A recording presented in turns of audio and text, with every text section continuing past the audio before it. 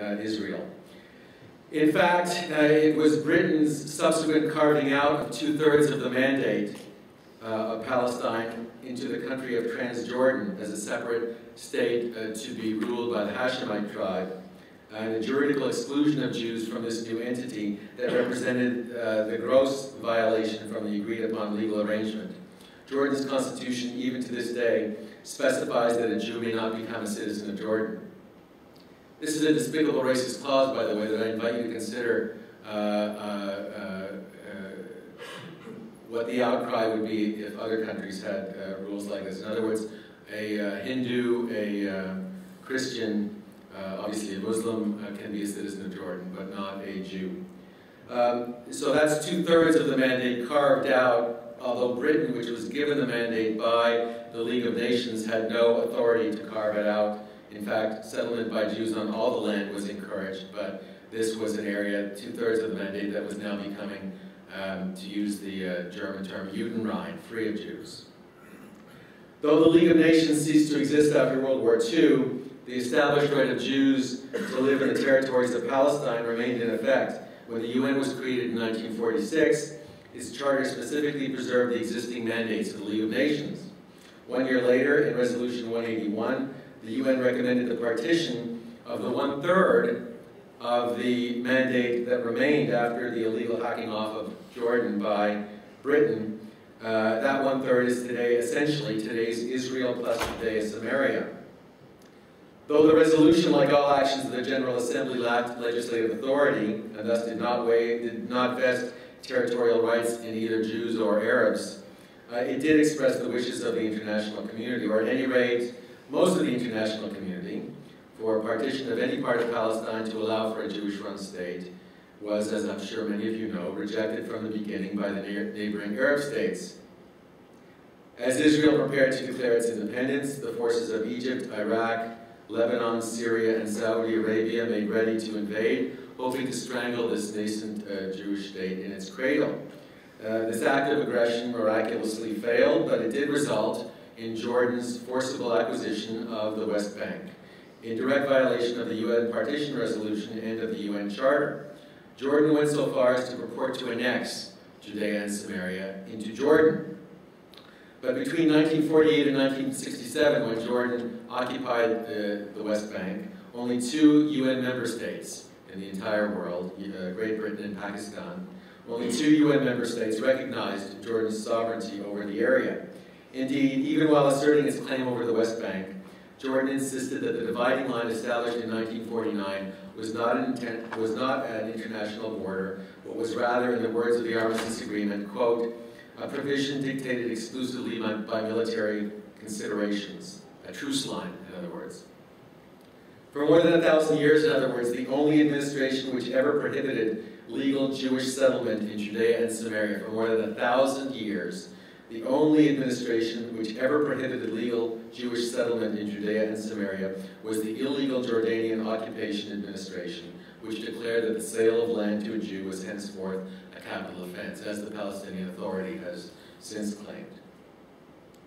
What does all this mean for the West Bank's legal status?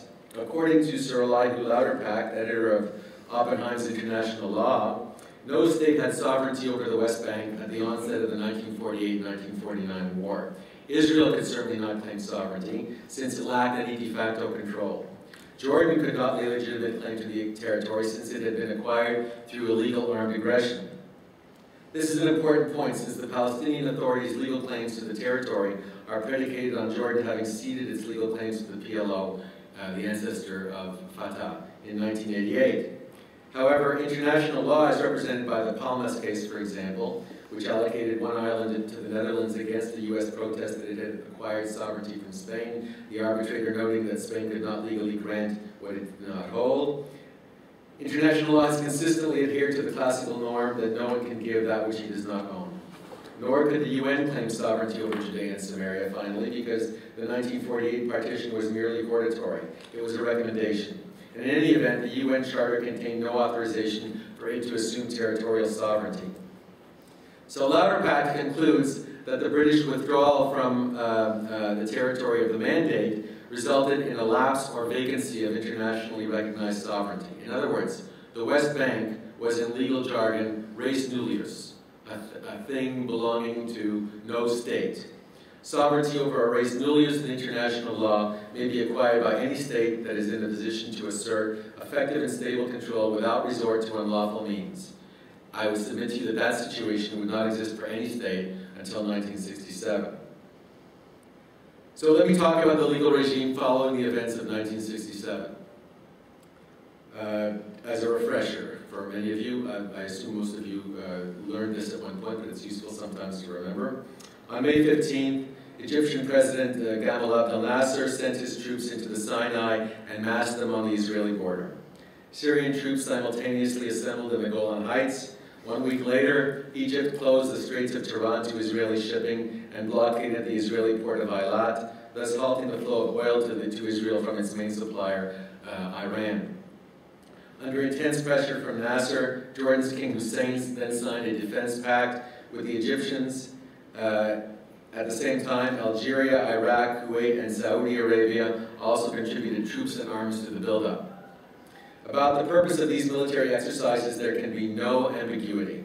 Hafez al-Assad, who was then the defense minister of Syria, ultimately, of course, became dictator and is deceased now, but his son is the current dictator of Syria. Hafez al-Assad exultantly declared his forces ready, quote, to explode the Zionist presence in the Arab homeland. President Nasser stated, quote, our basic objective is the destruction of Israel, adding that the Arabs, quote, will not accept any coexistence with Israel. Iraqi President Abdur Rahman Aref seconded these bloodthirsty sentiments in terms recently reminiscent of those uttered by the current president of Iran. Quote, the existence of Israel is an error which must be rectified. Our goal is clear, to wipe Israel off the map. For Israel, these actions and statements constitute an unambiguous casus belli, availing itself of the customary rights of international law, which are declared but not created by the specific provisions of Article 51 of the UN Charter. The Jewish state set out to defend itself. It was surrounded on all sides, and its survival obviously was in the balance, but Israel launched a remarkable series of airstrikes on the morning of June 5th, 1967, destroying the Egyptian and Syrian air forces while their pilots slept or ate breakfast. Simultaneously, Israeli armored units engaged Egyptians in the Sinai, while a small unit of the Israeli Defense Force, the IDF as the Israeli military is called, held off Syrian troops entrenched on the Golan Heights and then pushed them back.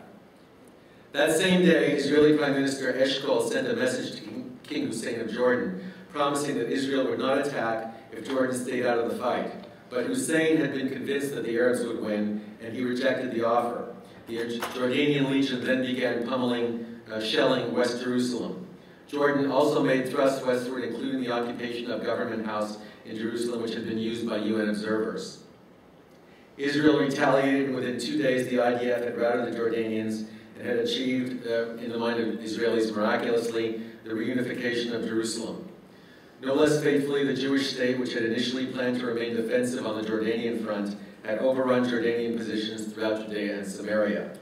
After 6 days of fighting, Israel might easily have marched on to Cairo, Damascus, and Amman and deposed the governments of all three countries that had waged a legal war on it. Under the traditional laws of war, it certainly would have been justified in doing so, with the aim of neutralizing its bellicose enemies by replacing their governments, just as we did to the governments of Germany and Japan after World War II. But having no desire to do this, Prime Minister Eshkol and his cabinet on June 10th accepted a unilateral ceasefire.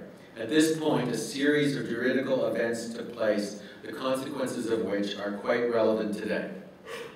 First, the day after the ceasefire, the Soviet Union, which had been humiliated along with the Arab clients that it had armed and supplied, introduced in the UN Security Council a resolution branding Israel as the aggressor and calling for Israel's immediate withdrawal to the truce line boundaries that had existed before the conflict. The Soviet resolution of the Security Council was defeated. The USSR then switched its efforts to the General Assembly, where a similar resolution was also defeated.